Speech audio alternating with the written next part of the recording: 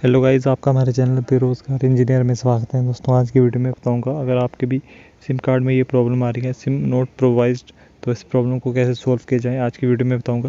तो जैसे मैं आपको बताऊंगा वैसे स्टेप बाय स्टेप फॉलो कीजिएगा और ये आपकी प्रॉब्लम सॉल्व हो जाएगी। तो चलिए शुरू करते हैं इस वीडियो को। तो सबसे पहले मैं आपको बता दूँ ये प्रॉब्लम आती क्यों है। दरअसल आपकी पुरानी सिम अगर खो जाए तो आप नई सिम के लिए अप्लाई करते हो इसी नंबर पर, तो वो सिम अप्लाई होने में मतलब उसको फिर से रजिस्टर होने में थोड़ा टाइम लगता है। तो आपको कुछ समय इंतज़ार करना है, 24 घंटे मिनिमम।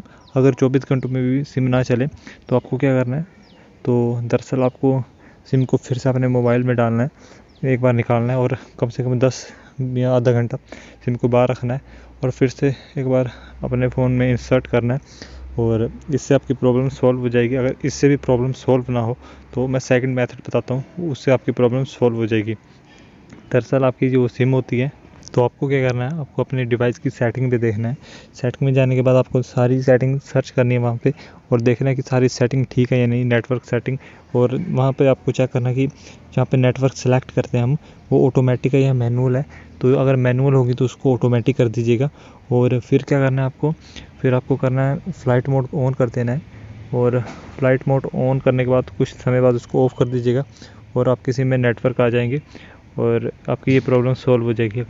अगर फिर भी ये प्रॉब्लम सॉल्व ना हो तो थर्ड और लास्ट बहुत इंपॉर्टेंट स्टेप है, उसमें क्या करना है, तो आपको एक बार कस्टमर केयर से बात करनी है। जो भी सिम है, जैसे आपकी एयरटेल की सिम है तो आपकी दूसरे सिम जो होगी कोई भी नंबर से आपको कॉल करना है कस्टमर केयर पे। तो उस नंबर से कॉल करने के बाद आपको बताना है कि मैंने नई सिम ली है। तो आपको अपनी प्रॉब्लम बतानी है कि नई सिम ली है, दरअसल पुरानी वाला मेरी सिम वो गुम हो गई थी। तो ये सारी प्रॉब्लम बताने के बाद उनको कंप्लेन करने की, ये मेरी सिम जो नई है वो चालू नहीं हो रही है। तो कस्टमर केयर वाले आपकी प्रॉब्लम का सॉल्यूशन कर देंगे और ये ये प्रॉब्लम है आपकी वो 24 घंटों के अंदर सॉल्व कर देंगे। तो ये तीनों मेथड को सॉल्व कर लेना है, इनमें से एक ना एक वर्क ज़रूर करेगा। तो वैसे तीनों वर्किंग है। तो वीडियो पसंद है वीडियो को लाइक करें, चैनल को सब्सक्राइब करें ऐसे नए नए वीडियो